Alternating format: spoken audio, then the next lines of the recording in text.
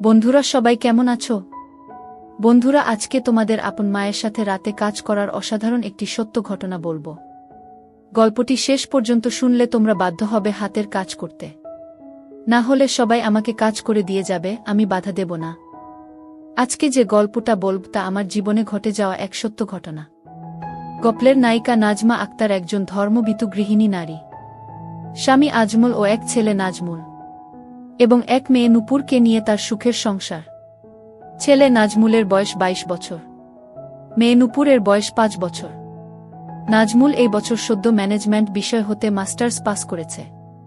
আজমল গ্রামের বাজারে কসমেটিক্স এর দোকান করে, যাতে করে নাজমার সংসার ভালোভাবে চলে যায়। নাজমা দেখতে বলিউড নায়িকা সোনাক্ষী সিনহার মতো, কিন্তু নামাজ রোজা ও পর্দার ব্যাপারে খুবই সতর্ক। সপ্তাহে একবার নাজমা আজমল এর কাছ থেকে কাজ করিয়ে নেয় এবং এতেই নাজমা অনেক খুশি। ঘরের কাজ এবং নামাজ রোজা করেই নাজমার দিন পার হয়ে যায়। নাজমা এবং আজমল 8 বছর প্রেম করে পালিয়ে গিয়ে বিয়ে করে, যার কারণে নাজমার পরিবার থেকে এখনও ওদের সম্পর্কটা মেনে নিতে পারে নাই। আজমল এবং নাজমা বাদে নাজমুল ও নূপুর নাজমার বাপের বাড়ি যেতে পারে। নাজমার মা টুনি বেগম নাজমুলকে নিজের জীবনের চেয়ে বেশি ভালোবাসে। নাজমুলের বর্তমানে বেকার সময় যাচ্ছে, নাই পড়ালেখা নাই কাজ। বিকালে বাবার কাছ থেকে বাজারটা আনা হলো নাজমুলের একমাত্র কাজ। তাই গত কয়েকদিন ধরে নাজমুল এর একটা বাজে অভ্যাস হয়েছে, লুকিয়ে লুকিয়ে আম্মু নাজমার দেখা। কারণ তার মা অনেক সুন্দরী। বিশেষ করে আম্মু নাজমার বিশেষ অবস্থার একটু ছিটেফটা দেখলে নাজমুলের মাথাটা ঝিমঝিম করে। সাথে সাথে বাথরুমে গিয়ে ঠান্ডা করতে হয় হাত দিয়ে। নাজমুলের কাছে মনে হয় আম্মু নাজমা দুনিয়ার সব থেকে সুন্দরী নারী। তাই সে মনে মনে শপথ করেছে আম্মু নাজমাকে সে তার রানী করে ছাড়বে। গত কয়েকদিন উনার কি হয়েছে, 1 মাস হয়ে গেল একবারের জন্যে ও হাত দিল না। এর আগে তো এরকম হয়নি উনার। রান্না করতে বসে আম্মু নাজমা স্বামী আজমল এর কথা ভাবছিল। হঠাৎ খেয়াল হলো দুপায়ের মাঝে একটু অনুভব হচ্ছে। এইটা আমার কি হচ্ছে? দিনে দিনে দেখছি আমার খিদে বেড়েই চলেছে। না না, এই রকম চলতে দেয়া যাবে না। জহরের নামাজটা পড়তে হবে। মা নূপুর একটু এদিক আয় তো মা। নূপুর কি মা? বলো মা, তুই জালটা একটু দেখতো মা, আমি গোসলটা সেরে নেই। নামাজের সময় চলে যাচ্ছে। নাজমুল বাজার এ আসছে বাবার কাছ থেকে বাজার নিতে। বাবার দোকান এর একটু কাছে আসতে নাজমুল এর কাছে সন্দেহ লাগল। বাবার দোকানের সামনে এই মেয়েটা কে? আর বাবা কোথায়? মেয়েটা মনে হচ্ছে সামনে একেবারে ঝুঁকে আছে। নাজমুল মনে মনে ভাবল, না, আমাকে রহস্যটা জানতে হবে। নাজমুল একটু কাছে গিয়ে অন্যদিকে তাকিয়ে বাবা ও মেয়েটার কথাগুলা শুনতে চেষ্টা করল। যা শুনতে পেল তাতে নিজের কানকে বিশ্বাস করতে পারছিল না নাজমুল। কথাগুলা এমন আর কতদিন এভাবে লুকিয়ে লুকিয়ে হবে? আমার যতদিন না বিয়ে করে তোমার বাড়ি নিয়ে যাচ্ছি ততদিন। নেব জান, খুব শীঘ্রই বাড়ির বউয়ের কাছে তালাকের পেপারটা পৌঁছে যাবে, আর বুটা বিদায় হলেই তুমি আমার রানী। কথাগুলা শোনার পর নাজমুলের কাছে মনে হচ্ছে বাবাকে একটা না, আমার আর বাজারে থাকা চলবে না। এখনই বাড়ি গিয়ে আমার আম্মুকে বলতে হবে। বাবার সামনে এমন একটা ভাব করল নাজমুল যেন সে এইমাত্র আসলো, এবং খুব ব্যস্ত বাজারটা নিয়ে তাড়াতাড়ি বাড়ির দিকে রওনা করল নাজমুল। আজকের রাস্তা মনে হয় শেষ হচ্ছে না। 10 মিনিটের রাস্তা আসতে 1 ঘন্টা সময় লেগেছে, এমনটাই মনে হচ্ছে নাজমুলের কাছে। পুরা রাস্তাটা নাজমুল আম্মু নাজমার কথা ভাবতে ভাবতে আসছে। নিজের অজান্তাই নাজমুল অনুভব করল শরীর দিয়ে একটা অদ্ভুত সুখের স্রোত বয়ে যাচ্ছে।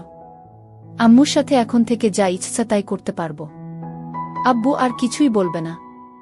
এইটা ভেবে নাজমুলের শরীরে থেকে থেকে ঝাঁকি মারছিল আকাশ কুসুম। ভাবতে ভাবতে নাজমুল বাড়ি এসে পৌঁছাল। বাড়ি এসে নাজমুল সরাসরি রান্নাঘরে চলে গেল। বাজারটা রেখে নূপুরকে জিজ্ঞেস করল, আম্মু কই রে খুকি? প্রশ্নটা শুনে ভ্যাবাচ্চাক্কা খেয়ে গেল নূপুর এবং হাঁ করে তাকিয়ে রইল ভাইয়ের মুখের দিকে। কারণ খুকি তো একমাত্র বাবা তাকে বলে। কিরে হাঁ করে রইলি কেন? শুনতে পাসনি কি বললাম? বোনকে জোর গলায় ধমক দিল নাজমুল। ও আম্মু, আম্মু তো কলতলায় গোসল করতে গেল। নূপুর ঘোর কাটিয়ে উঠে উত্তর দিল।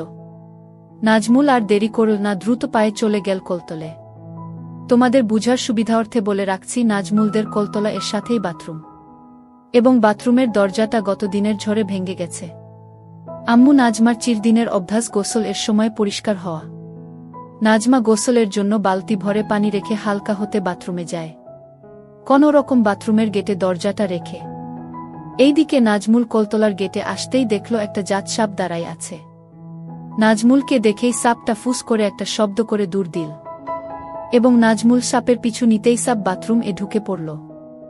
নাজমুল বাথরুমের দরজাটা 2 হাত দিয়ে সরিয়ে আম্মু নাজমাকে দেখে স্ট্যাচু হতে গিয়ে ও হল না, কারণ তার আম্মু রূপী এই মনের মানুষটাকে এই সাপ হতে রক্ষা করতেই হবে। আম্মু আপনি একটু ও নড়বেন না।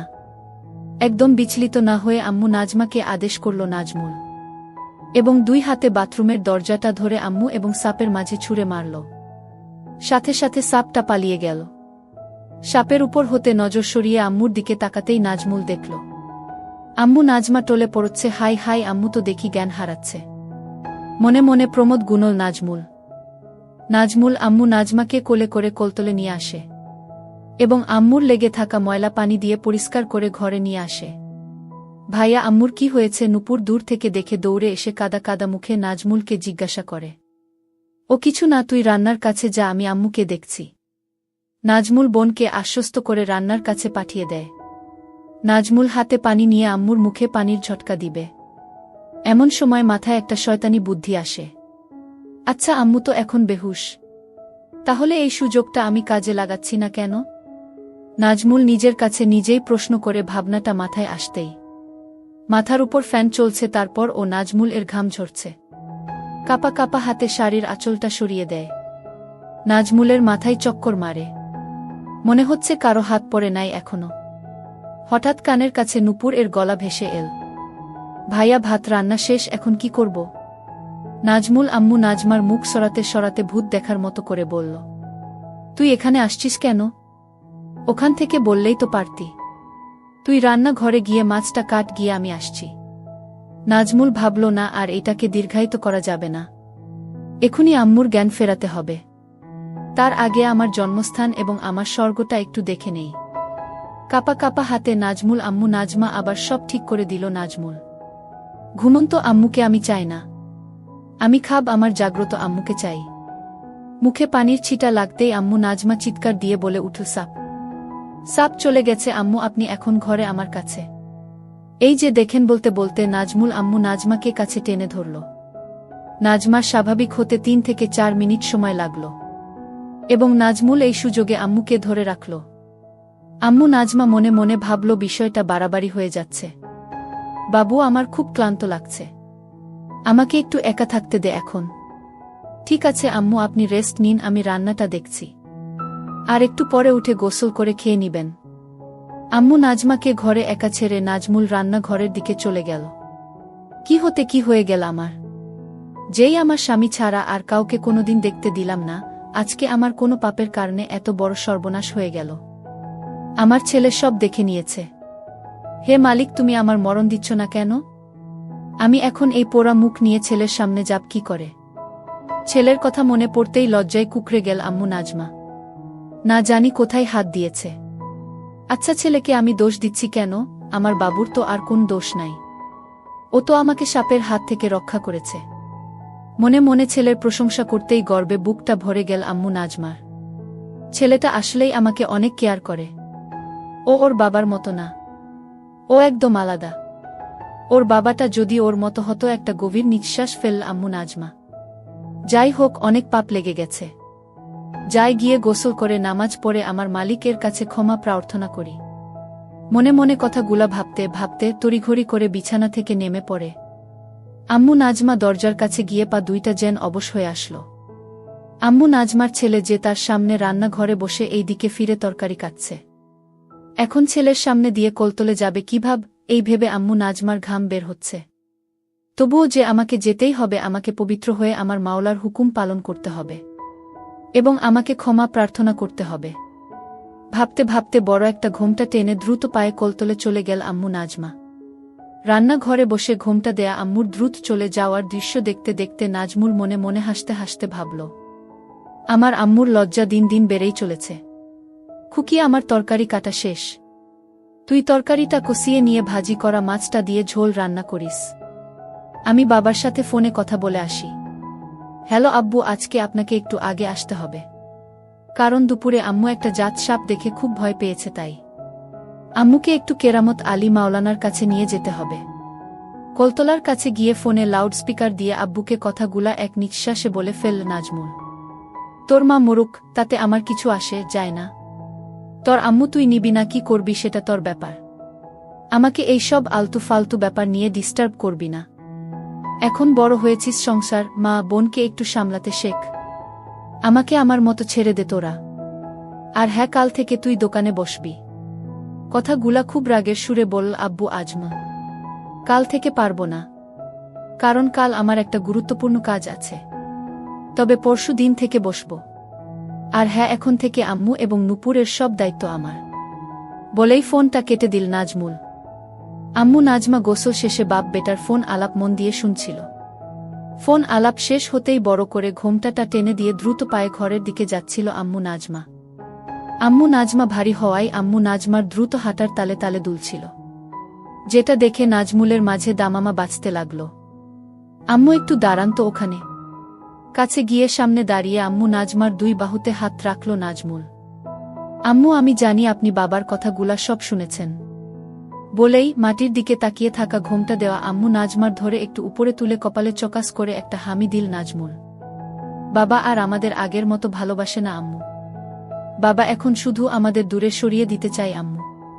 কিন্তু আপনি একটু ও মন খারাপ করবেন না, আমি আছি না। আমি আপনার সব কষ্ট দূর করে দেব আম্মু। এখন থেকে আপনার এবং নূপুরের সব দায়িত্ব আমার। কথাগুলা আবেগী সুরে বলেই আম্মু নাজমাকে কাছে টেনে নিল নাজমুল। কত সময় এভাবে দাঁড়িয়েছিল মা ছেলে। আম্মু নাজমা বা নাজমুল কেউই বলতে পারবে না। ভাইয়া সব কিছু রান্না শেষ। হঠাৎ নূপুর এর কোথায় সম্বিত ফিরে পেল আম্মু নাজমা এবং নাজমুল। এক প্রকার অনিচ্ছা শর্তে আম্মু নাজমা ছেলের বাহুডোর থেকে ছাড়া পায়। হিতাহিত জ্ঞান প্রায় ভুলতে বসেছিল আম্মু নাজমা। সম্বিত ফিরে পেতেই এক রাস আম্মু নাজমাকে ঘিরে ধরল। ছি, আমার ছেলে আমাকে এভাবে ধরে। ছি, আমি আর ভাবতে পারছি না। এক প্রকার দৌড়ে ঘরে গিয়ে নামাজ দাঁড়িয়ে পড়ল আম্মু নাজমা। আম্মু, মাগরিবের নামাজের পরে রেডি থাইকেন। আপনাকে নিয়ে একটু কেরামত আলী মাওলানার কাছে যাব। আম্মু নাজমার দৌড়ে পালানোর দৃশ্য দেখতে দেখতে মুচকি হেসে বলল নাজমুল। ভাইয়া খেতে আস, আম্মু ডাকে। আসছি। নাজমুল এর ঘর থেকে উত্তর দেই নাজমুল। আম্মু, তাড়াতাড়ি খেয়ে ঘুমিয়ে পড়ো, আমি আর তোমার ভাইয়া একটু হুজুরের কাছে যাব। খেতে খেতে মেয়ে নূপুরকে তাগাদা দেই আম্মু নাজমা। বাড়ির বাইরে কোথাও যেতে চায় না আম্মু নাজমা। কিন্তু কেরামত আলী মাওলানার কাছে যেতে কখনো না করে না। নাজমুলদের বাড়িতে সবাই মাটিতে বসে খায়। আম্মু নাজমা এবং নাজমুল মুখোমুখি বসে খাচ্ছে। ঝুঁকে মাটিতে বসে খাওয়ার জন্য আঁচলটা একটু গেছে। আম্মু কি বোরখা পরে যাবেন? ইঙ্গিতটা আম্মু নাজমা বুঝতে পারে। তাড়াতাড়ি আঁচল ঠিক করতে করতে, না বাবা, বোরখা পাপ কোথায়? তোর বাপ কি আর বোরখা কিনে দিয়েছে আমাকে? আগের বোরখাটা ছিঁড়ে যেতেই কতবার বললাম একটা বোরখা কিনে দাও। দিল না কিনে, তার নাকি টাকাই থাকে না। অনুযোগের সুরে বলল আম্মু নাজমা, গু আমি কিনে দেব। আজকে শাড়ি পরেই চলেন। আম্মু নাজমার অপাদ মস্তক দেখতে দেখতে বলল নাজমুল। খাওয়া দাওয়ার পাট চুকিয়ে নিয়ে নাজমুল তার নিজের ঘরে এসে রেডি হয়ে নিল। আম্মু নাজমা মেয়ে নূপুরকে ঘুম পাড়িয়ে রেখে আয়নার সামনে দাঁড়িয়ে চোখে একটু কাজল দিয়ে নিল, আর একটু আতর মেখে নিল। এই আতর আর কাজল ছাড়া কোনো প্রসাধনী ব্যবহার করে না আম্মু নাজমা। আম্মু নাজমা দরজার শিকল টেনে তালাটা লাগিয়ে ঘুরতেই দেখল নাজমুল ভ্যাবলার মতো হা করে তাকিয়ে রয়েছে। একেবারে অপ্সরীর মতো লাগছে আম্মু নাজমাকে। নিজের নিয়ন্ত্রণ হারিয়ে ফেলেছে নাজমুল। মনে মনে ভাবল, আজ যেভাবেই হোক আম্মুকে কাজ করে দিতে হবে।